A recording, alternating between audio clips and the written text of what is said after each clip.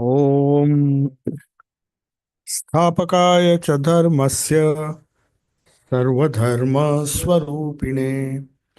अवतारवरिष्ठाय रामकृष्णाय ते नमः. So we continue from where we left in the first session. I explained the meaning of this verse which I recited just now. Sthapakaya dharmasya. That means establisher, one who came or one who was born or one who incarnated to establish religion. So we discussed in great detail what that means. Was not religion established before? There were several prophets, several saints, several avatars, incarnations of God who in different times or different periods of history incarnated to show the right path, the path to divinity to all the human beings, particularly suited to that particular age and geographical location. So that's why you find, as we discussed in the morning, that these different prophets come with apparently different messages, though in essence it is the same. They all came to establish religion. As Swami Vivekananda mentions in this verse, Sthapakaya cha dharmasya. Dharma is a generic term for religion, any religion. That literally the Sanskrit word dharma means that which upholds spiritual values. And when adharma prevails, as Sri Krishna said, avatars have to come, incarnations or great prophets have to come to establish the very same religion which has been degraded over a period of time due to lack of understanding of its followers. So that is one of the main reasons why incarnations come, and Sri Ramakrishna was no exception. We discussed that in the morning. So he came, he was born like other prophets, other incarnations, to establish religion. Mind you, not any particular religion in his name. In fact, none of the prophets or the incarnations started any religion in their own name. It was the followers who decided to give it a name. Christ lived a divine life. Later on, the followers called it Christianity. Though they did not found a religion in their own name, they just manifested that divine spirit within and encouraged or inspired people to do the same. Buddha, in fact, did not want any religion to be founded. In fact, he said, I have reached the state of Bodhisattva, and I invite all of you, whoever wants to get rid of misery or suffering, to follow these steps, follow whatever I have discovered through my own sadhana, through my own effort, and found out a eightfold path which can help you to get rid of misery. He didn't start a religion known as Buddhism while he was alive. He just lived that life, and it was his followers several centuries later who came together, followed this path, and called themselves as Buddhists. So, with every incarnation or with every prophet who has come to establish dharma or religion, which upholds society as against others who very often are the cause to destroy society, that is adharma. So that is why we say whenever adharma prevails, whenever spirit is given less importance and materialism has the upper hand, a spiritual personality has to come. And Swami Vivekananda said that every 500 years there is a spiritual tidal wave, roughly. I'm not saying every 500 years, but roughly So that is how the spiritual rejuvenation takes place. And they just come to confirm the same values, eternal values, and giving the message in a language which suits that particular age. If the language of that particular age and geographical location is, it needs a particular message, they give it in that language. So that's why it is very difficult to compare the role of different incarnations, because each one had a particular mission to fulfill, a particular role to play in the context of the particular geographical location where adharma had prevailed, and they came to uphold the values or establish true religion. So that is the common purpose. But what is the difference? In this incarnation, as I mentioned in the morning, I'm just recapitulating what I said in the morning, that the problem was immensely complex. It was not only the religious sects, already the earth was full of religious sects fighting with each other, because people who followed these religious prophets or incarnations over a period of time misunderstood or diluted that message. And as a result, there was so much of discrepancies and differences which they tried to sort out. And with the help of politics and economics, when it started entering religion, religion was degraded. And then they began to fight over whose religion is supreme. So that's the history of mankind. And very often, religion is blamed for all the wars and all the conflicts that take place. History has shown that, and people are not wrong.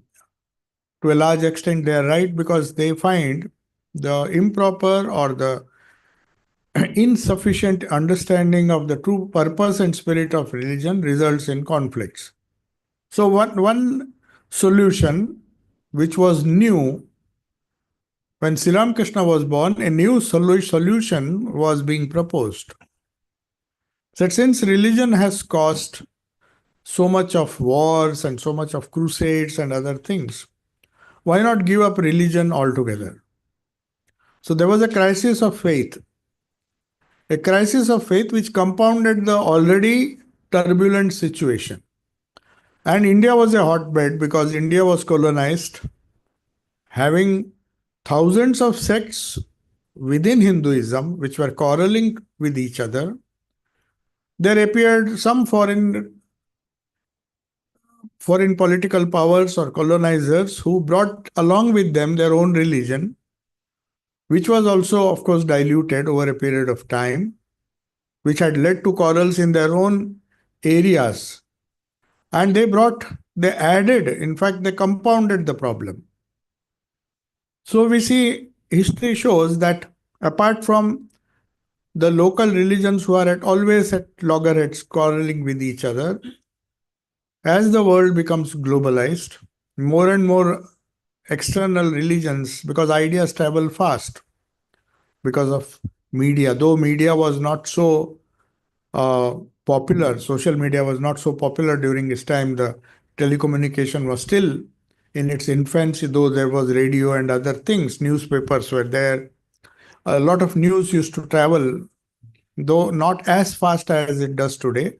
But still, Sri Ramakrishna's time, we'll find a lot of newspapers. You came to know, maybe it took time, but you could know what is going on in England, what is going on in other continents. That's why perhaps one of the reasons why Sri Ramakrishna hated to touch newspapers. That was a symbolic anguish that he expressed against social media, the bad effects of social media. So he used to even uh, uh, crack jokes saying that he will not believe. Somebody said, I don't believe. He said he will believe only if it appears in the newspapers, because newspaper was a big thing in those days, like internet is today. So the news media, if there nothing appears, that's why Sri Ramakrishna hated, said, if for everything you refer and you believe what the newspapers say, then life is going to be miserable. That's the reason it appeared to be very extreme in those days. But if somebody bought a newspaper, you can see it in the Gospel and also in the Great Master. Sri Ramakrishna used to tell somebody to remove, not only remove that paper and scatter Ganga Jal, which is a symbolic way of purifying that place. He said, oh, a newspaper was kept here. So please take that newspaper and scatter some Ganga Jal. So that is how Sri Ramakrishna anticipated an age where this already confused humanity will get further confused because of rapid travel or rapid the information and communication revolution which had just started. So he came at that time. And most of these prophets, as Swami Vivekananda say, they think at least 1,000 years before. I mean, they are 1,000 years ahead of time, or sometimes 1,500. What is going to unravel? What are the problems of adharma that are going to uh, manifest? They realize intuitively in their own life, and they anticipate those things, and then they make predictions based on that. For example, Swami Vivekananda, much before there was any sign of these two great world wars, when he was traveling with his European disciples and some American disciples, when he was passing through the great Orient Express, which passed through all the countries of Europe, he said, this was said in 1900, long before the First World War took place. He said, I get a distinct smell of a great war here. This is published.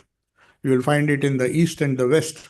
He wrote a series of articles in Bengali for Udbodhan, where he says, he gives a description of his travels to different countries of Europe, though he stayed for hardly 3 days. Everywhere he could intuitively understand the implications of the movement that are going on underneath the surface, though apparently nobody saw a great world war, not only one but two great world wars, which took place and shook the whole of material civilization. And he had mentioned even then that Europe is sitting on the top of a very big volcano. And unless Europe changes its ways and spiritualizes its culture, this volcano will burst. He said it in a symbolic way, and then we see the two great world wars, which disillusioned a lot of people. So this is what incarnations anticipate. So they come when the world is at the brink of disaster, though many people cannot see the future, but they anticipate much before the events happen. And they come with a message which, if followed, can save humanity from these disasters.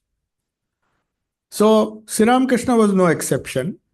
And why I said that Avatar Varishta, why his mission was special, as explained by Swami Vivekananda, I mentioned that in the morning, that he came when societies, civilizations, countries, ethnicities, and there was a melting pot. And India was one of those melting pots because India's religious scenario was already complex, with every sect quarreling with the other sect.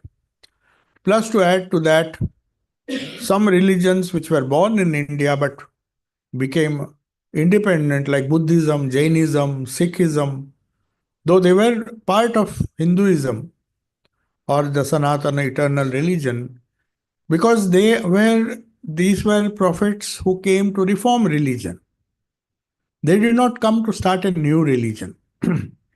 So that's why Sthapakaya cha dharmasa sarva dharma swarupine. He is the embodiment or personification of all religions. This is a very difficult thing to understand.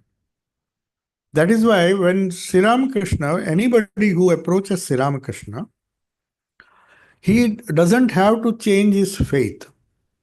He doesn't have to change the prophet whom he owes allegiance to. He can strengthen his faith in Christ, he can strengthen his faith in Buddha, he can strengthen his faith in all the prophets of the world, and yet love Sri Ramakrishna, have faith in him. That is his greatness.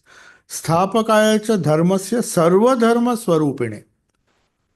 He was not just a personification or embodiment of Hindu religion or Sanatana Dharma. That is something, a remarkable statement. Sarva dharma swarupine, sarva dharma. Sarva dharma, by sarva dharma, Swami Vivekananda means embodiment of all the existing religions and many more religions which came later, like some synthetic religions like Brahmo Samaj and all. So many experiments were made, and as Swamiji said, God's book is not a closed book, it's an open book. There are many pages yet to be written. And that's one of the greatest contributions of Sri Ramakrishna. He says, you cannot put an end to the explanation of what true spirituality or religion is. Each new page, and there will be many more pages added according to the need of the age, and more incarnations. Every time there is a need, an incarnation will appear. That Sri Krishna very clearly says that in the Gita. He doesn't say, I'm the last incarnation or all the problems will be solved if you follow me, which some people believe, but it's not true. He says, Sri Krishna clearly says, Yada yada hi dharmasya glanir bhavatu bharatam abhyuttanam adharmasya tadatmanam srujamiham. I incarnate in every way, not the I or Krishna. He didn't mean that Krishna.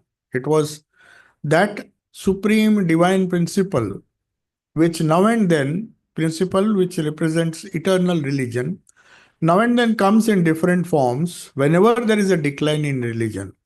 He doesn't say the present decline is the last decline. After that, there will be no more manifestations of the incarnations. God's book, as Swamiji said, is an open book.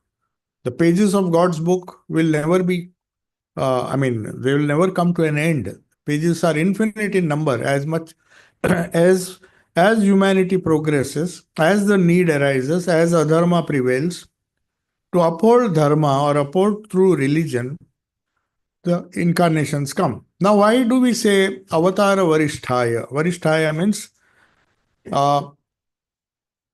supreme among all the incarnations. Simply, the reason is that the complexity of the problem that Sri Ramakrishna faced, and I mentioned one more complexity. It's not just fight between religions, religious sects. It is also fight between atheism and people who follow God.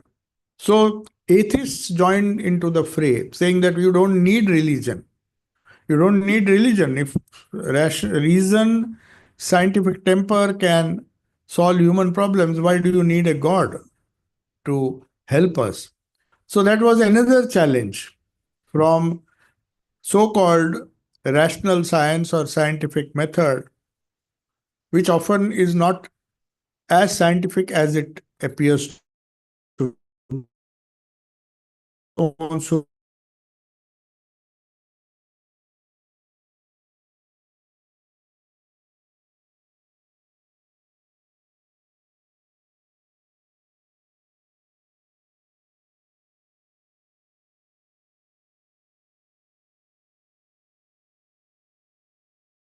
Continues the quest for truth. So finally, we believe that the search for truth, as it is applied to develop a scientific temper, has to be applied in religion. That is what Sri Ramakrishna did. It's a very difficult thing to understand, but it becomes very easy if we continue to read some of the passages which were uttered by some of the direct disciples of Sri Ramakrishna, including Swamiji, Holy Mother, and other disciples, who not only understood his message but lived with him, practiced those in their own lives, getting inspiration from Sri Ramakrishna himself. So one of the direct disciples writes something very significant. Though this has to be understood in a very liberal way, don't we should not try to understand this in a very narrow way or a fanatic way. He says, with the advent of the master on earth, master means Sri Ramakrishna, the holy places became rejuvenated.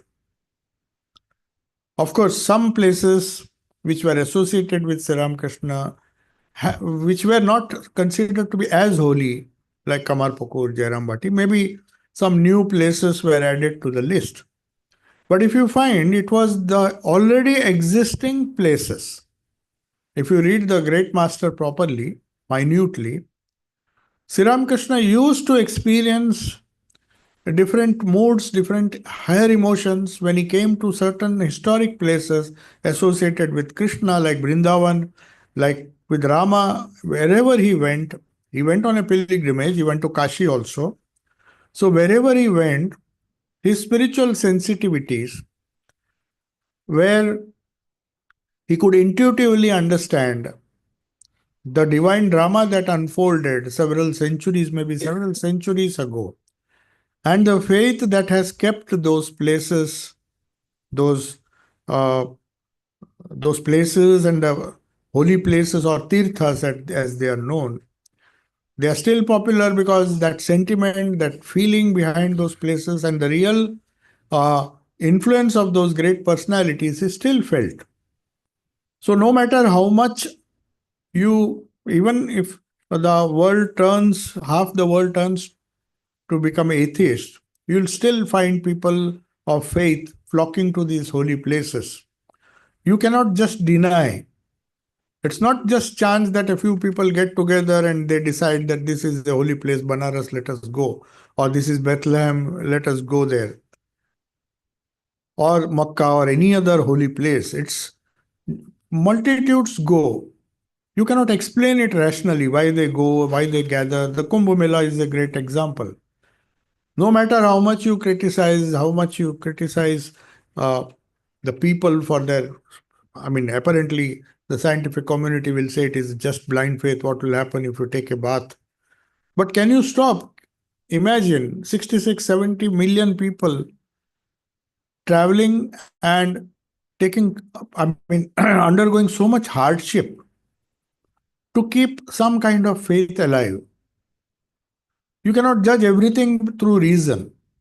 There are many things, even in science, which cannot be explained through reason. The uncertainty principle is one of them.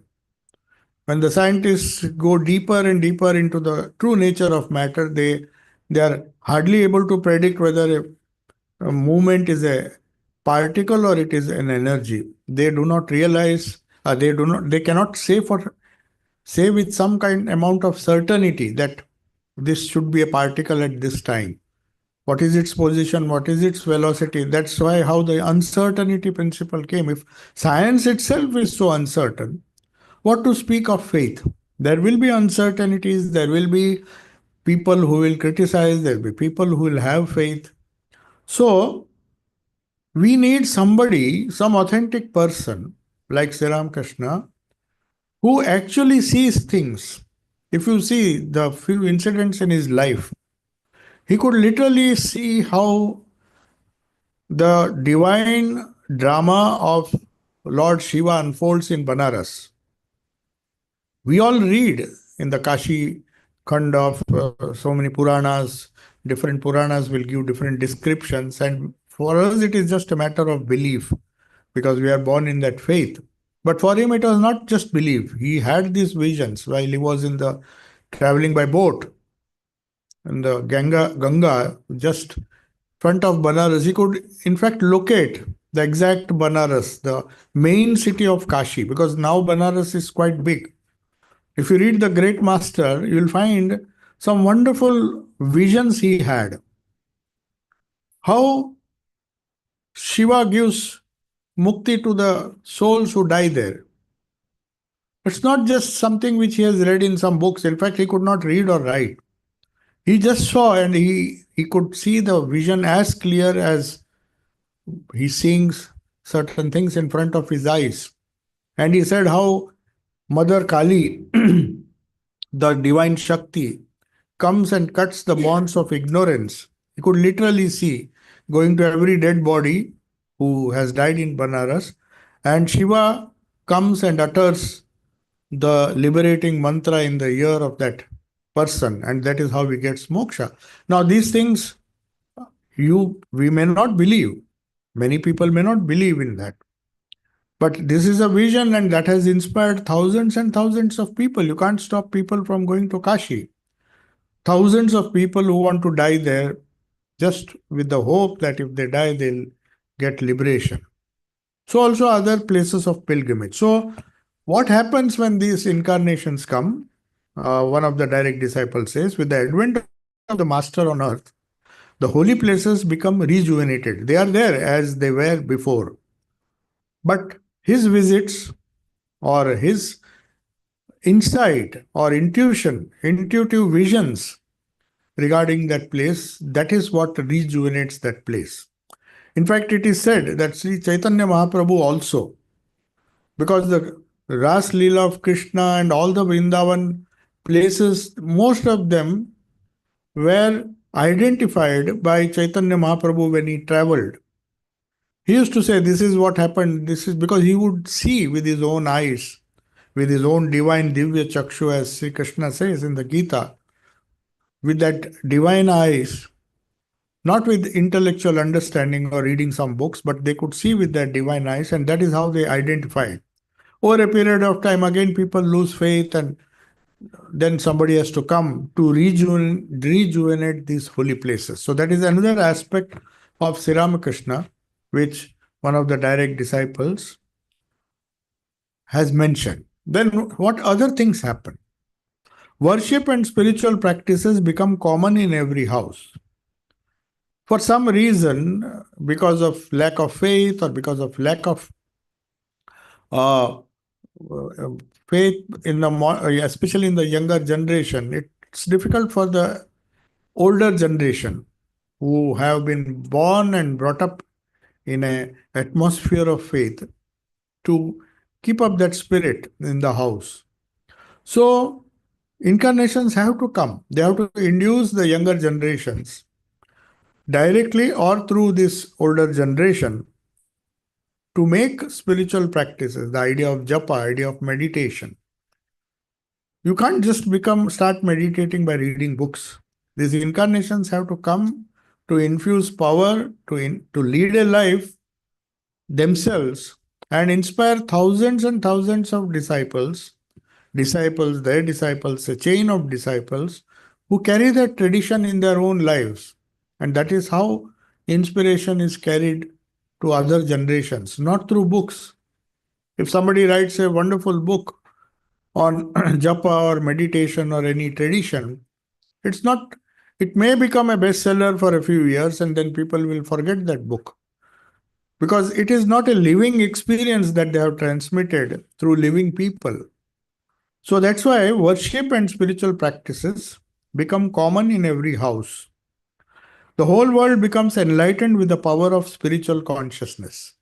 So this is what the incarnations do. Others may give ideas, but they cannot transmit the spiritual consciousness into other people. Like Sri Ramakrishna, if you see his life, whomsoever he touched, whomsoever he blessed, whomsoever, even on that Kalpataru day, you'll find people who were nowhere, nobody considered them to be spiritual, but he could, by his force of spiritual consciousness, could be transmitted as if one transmitted heat or other things to the objects nearby.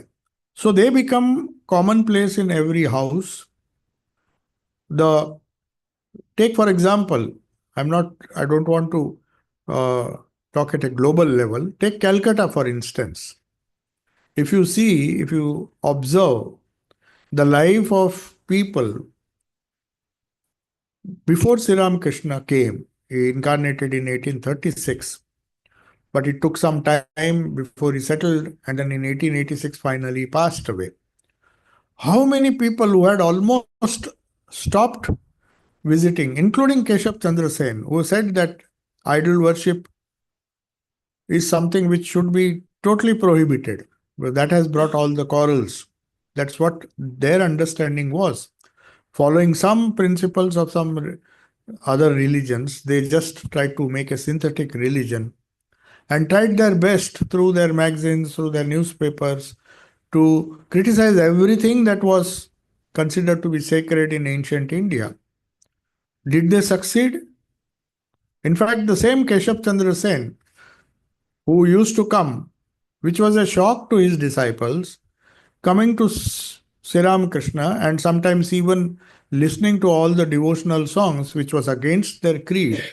You could not sing anything about a God with form because the form does not exist, the idol does not exist. You only speak of the formless God. That is how the Brahmo songs were.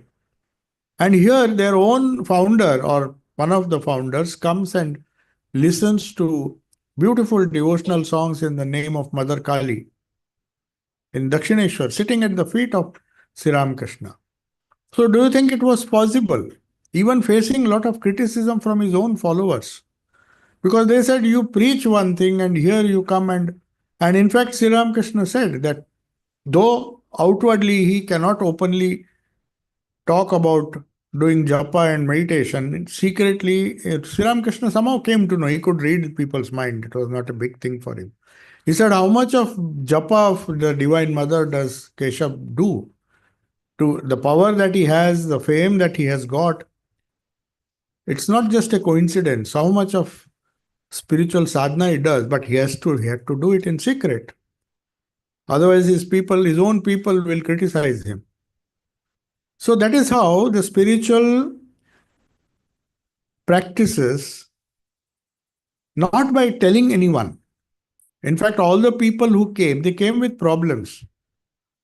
In fact, some of them had so much faith in Sri Ramakrishna, like Swami Subodhananda, for example. It's a classic example.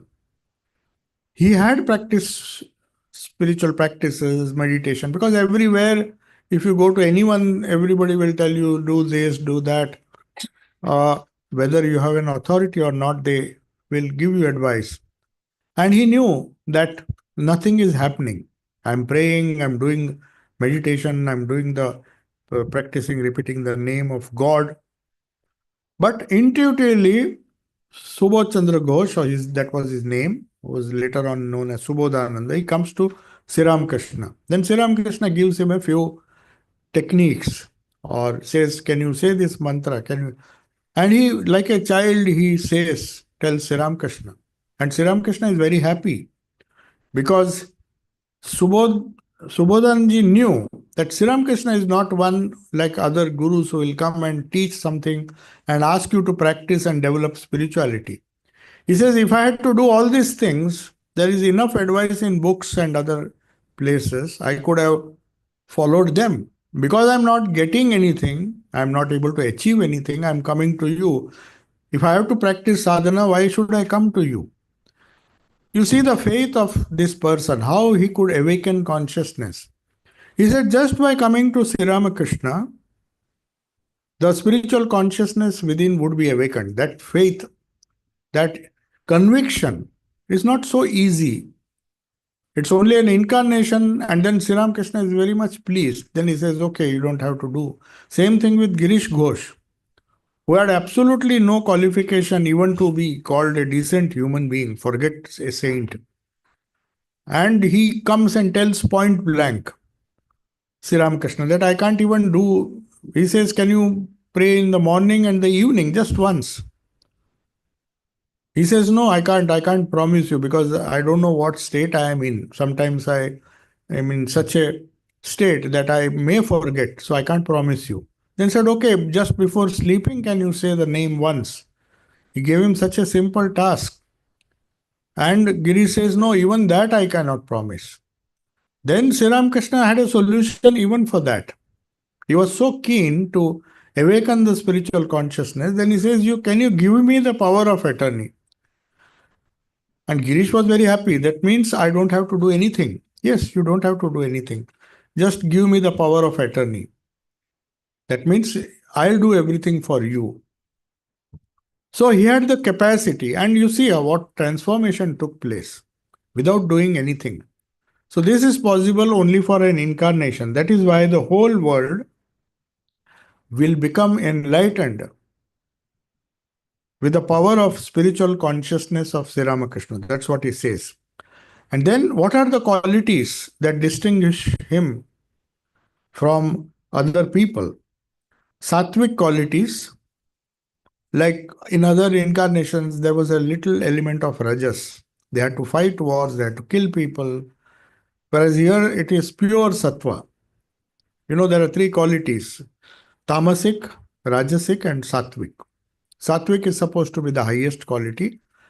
Before you transcend the qualities, you have to graduate from tamas to rajas, be active, from rajas to sattva, and then you transcend that. That is the normal method of progress. So he was born with this incarnation. In this particular incarnation, he was born with sattvic qualities such as purity of heart, kindness to people, showing respect to holy persons, obeying scriptural injunctions, becoming devoted to one's religion and duty. All these qualities got naturally manifested in Sri Ramakrishna and all the people who came to him. Master, then what else did he do? He preached a universal religion which could be accepted by all the people of the world. He practiced all the faiths himself. He didn't say that all religions lead to the same goal in a theoretical or in an academic way, trying to convince people. It was not just a lip service, he practiced them. So he taught a Christian how to become a better Christian, to follow or to worship his Christ in the best possible way, how to have a Buddhist can become a better Buddhist. As Swamiji says, how can a Hindu become a better Hindu? That is what he came. He did not come to start a new religion. Though he came to establish religion, he came to establish all the religions. That's why Sarva Dharma Swarupine. Sthapakaya cha Dharma se came to establish a religion, but not a separate religion, which would add to the already large number of religions which were started at different periods of history. And then later on, due to the fault of the followers, the quarrel started. So he didn't want to start a new one.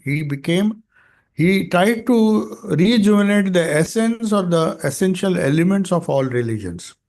So he practiced all the faiths himself and then preached to the world.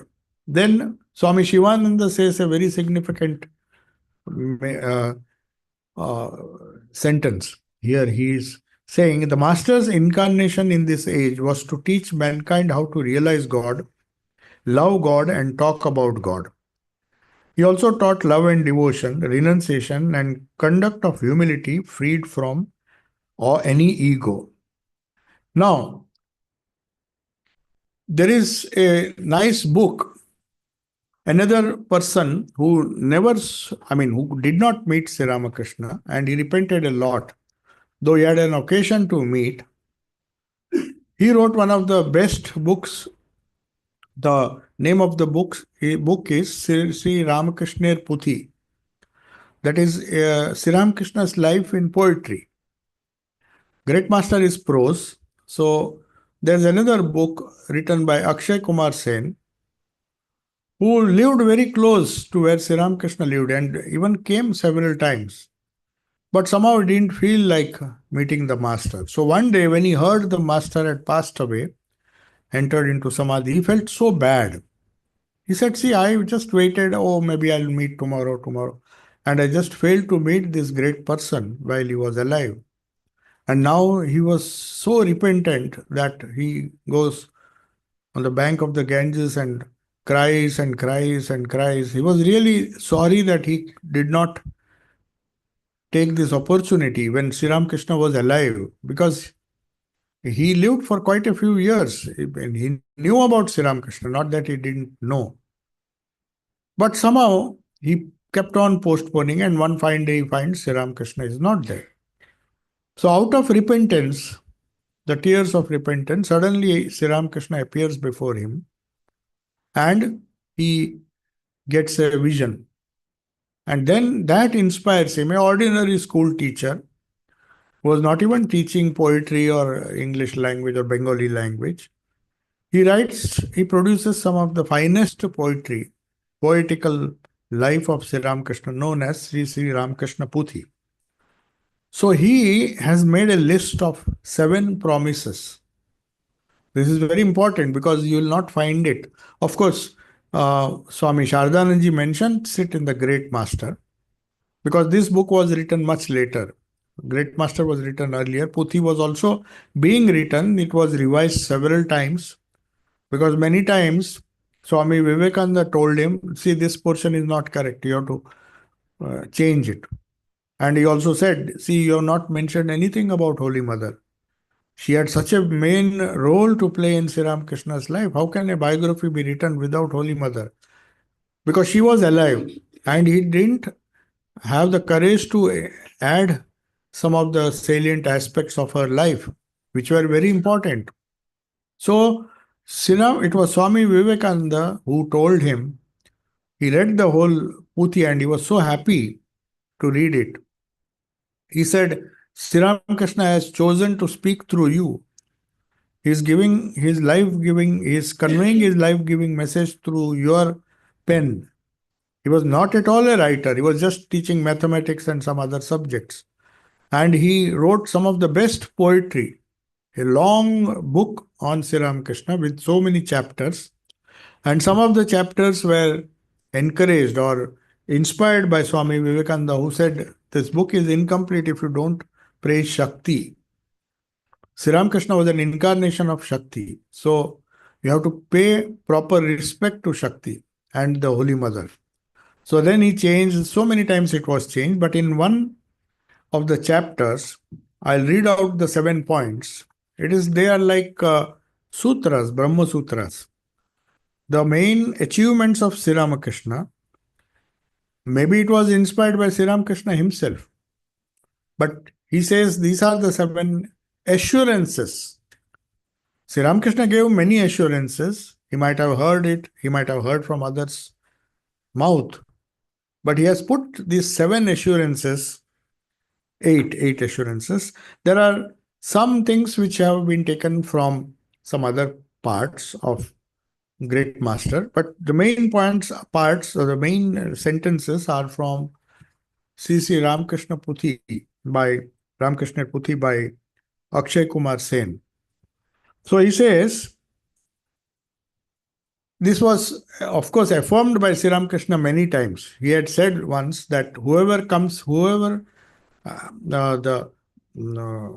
those who are living their last birth have to come here. He had said that, but here it is in slightly different way. He has put the encouraging words of the master, which he heard from others, which came out of Sri Ramakrishna's lips. So he's making a list of those 7 things. Whoever will come here attracted to this place means Sri Ramakrishna never used to refer to himself as me. He didn't like the word me and mine. He was absolutely free from ego. So he'll always say this place. This place means this body. With a sincere open heart and mind, all of them get God realization. So this is a promise which he has given. Then second, whoever will come here with faith, conviction, and with a simple mind, all of them may have the God realization without undergoing penance, tapasya, and worship. The illness of my body, this is one thing which Sri Ramakrishna mentions many times. In fact, when Akshay had seen him, and once or twice, but he could not converse. He wanted to just take initiation from him, but he could not do it. He had seen him, he had seen him, but he did not take the opportunity to meet him frequently. Once, in one such incident, he was, maybe one of the reasons why he stopped going was that Sri Ramakrishna just withdrew his feet. He went to touch him, and as soon as he touched, maybe he felt something, and in front of everybody, he felt terribly distressed. So he wanted to find out why did Sri Ramakrishna behave like this. He's such a compassionate person. Then, of course, he speaks very nicely to him and tells that everything will happen in time.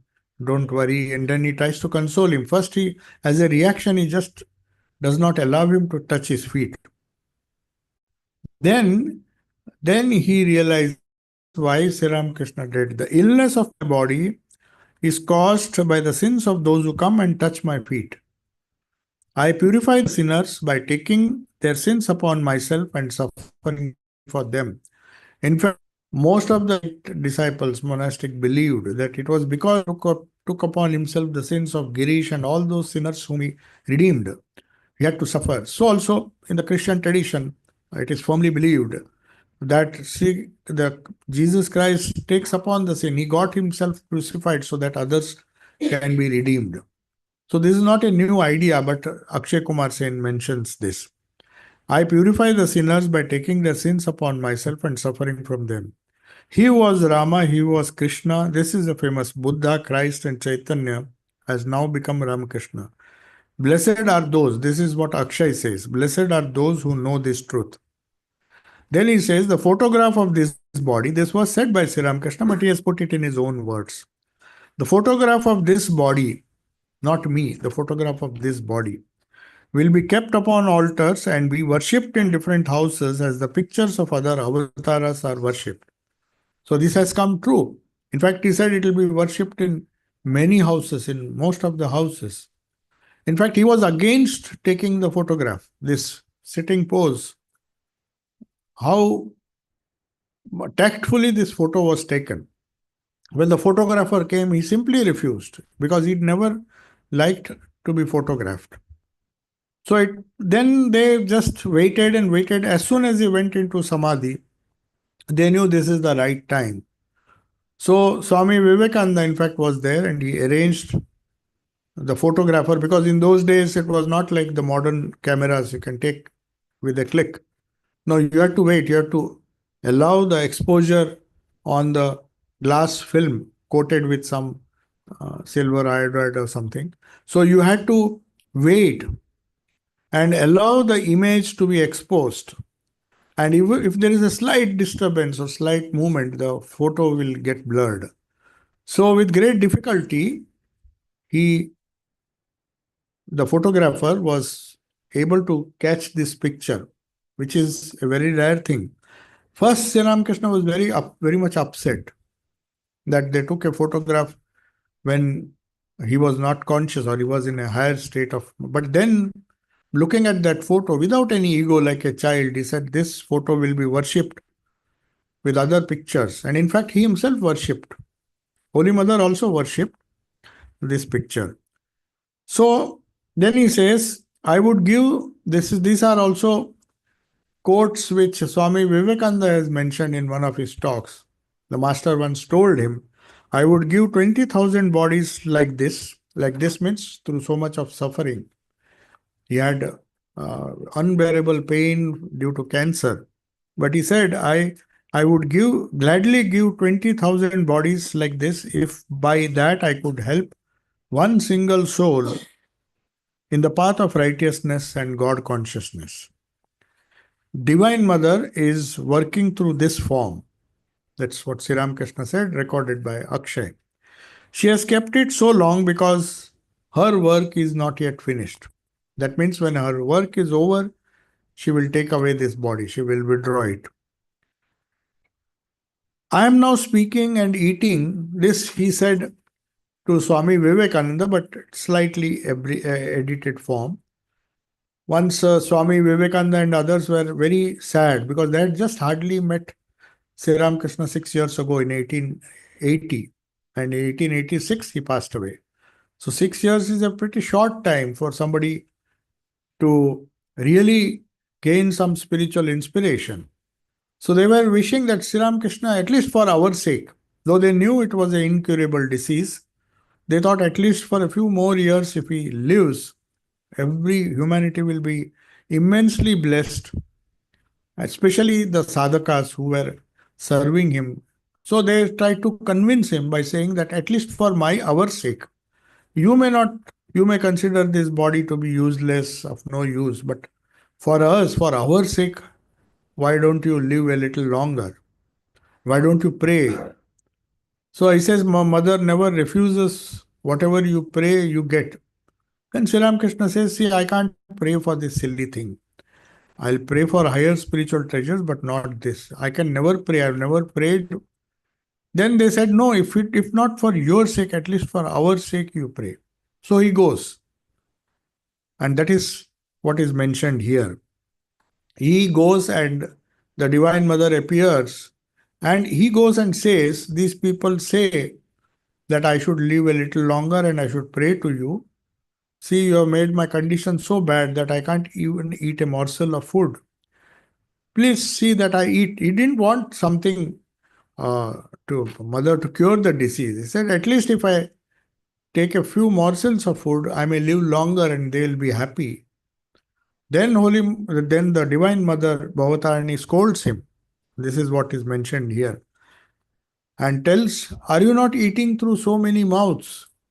Why do you want to eat only through one mouth?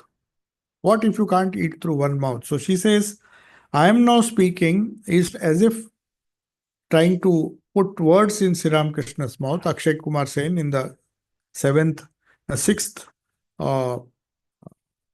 saying, he says, I am now speaking and eating through so many mouths. I am the soul of all individual souls. I have infinite mouths, infinite heads, and infinite hands and feet.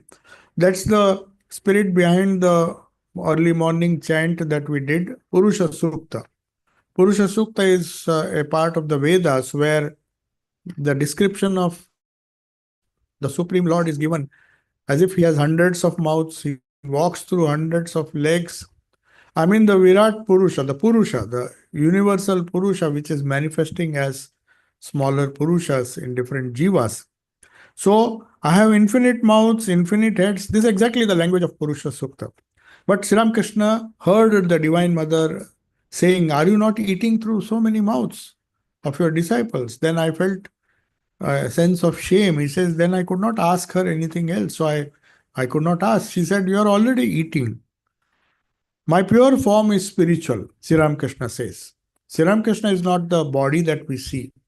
Though we may use the body, the form, to meditate on him, Sri Ramakrishna is the pure spirit. If we worship him in that form, then only we will get the benefit of really worshipping him. As Jesus said, God is the spirit and should be worshipped as spirit. He never said his Father in heaven was made of any kind of divine or physical, has a physical body. He says God is spirit and should be worshipped as spirit. So he says, my pure form, my real form is spiritual.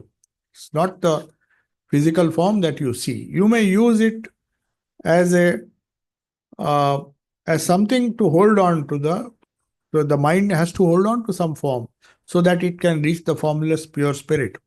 It is absolute existence, intelligence, that is Chaitanya, and bliss condensed as it were, that is Satchidananda condensed. It has neither birth nor death, neither sorrow nor disease or suffering. It is immortal and perfect. I see the indivisible, absolute Brahman Satchidananda within me as well as around me. Now, I remember an incident where during the centenary of Sri Ramakrishna, Akhandananda was still alive. So on his birthday, they went to take a message because he was the president of the order and they thought we should take some message on Sri Ramakrishna on his birthday. So Swami Vijnananandji or somebody, one of the other direct disciples who was alive, personally went because he lived in Sargachi. So they wanted a message and he rarely used to come to Belur Math, though he was the president. So he goes there and requests him that all the trustees and other monks who are awaiting your arrival there, you are the president, we are celebrating such a centenary, and why don't you write a few lines at least, even if you don't come. Then he says, my Sri Ramakrishna doesn't have a birthday.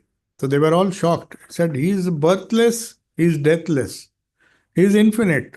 So where is the question of celebrating his birthday? You are doing something very foolish.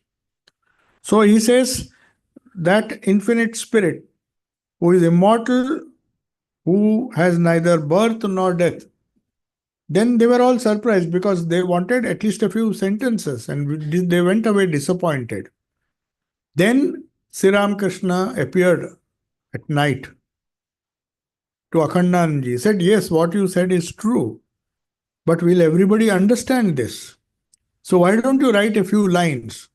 So it was Sri Ramakrishna who had to come and tell him to write a few lines. Then he penned a few lines and sent it by post, saying that Sri Ramakrishna came. So it took Sri Ramakrishna himself to explain that which is formless has come in this form. So worshipping the form, you don't worship the form, but you worship the formless. That is another idea. And my illness, this is also Sri Ramakrishna's, this last, uh, the seven sayings which he has listed.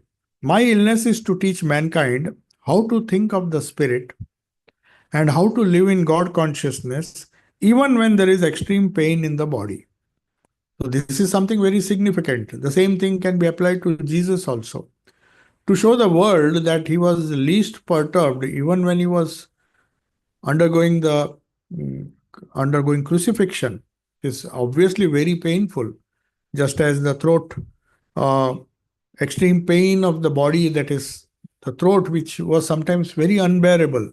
Even when Mahendra Lal Sarkar used to treat his wound, he used to sometimes have this body consciousness and used to shout. So it's not that he didn't feel the pain, as Swami Shardanji writes in the Great Master. When you assume a human body, you have to assume all the characteristics of the human body. Yeah. So Sri Ramakrishna says, my illness is to teach mankind how to think of the spirit always and how to live in God consciousness, that is pure Chaitanya, which is nothing to do with the body, even when there is extreme pain in the body. So the time is over, so we'll conclude now and we'll have Aarti now. Om Shanti Shanti Shanti Harihi Om Tat Sat Sri Ramakrishna Arpanamastu.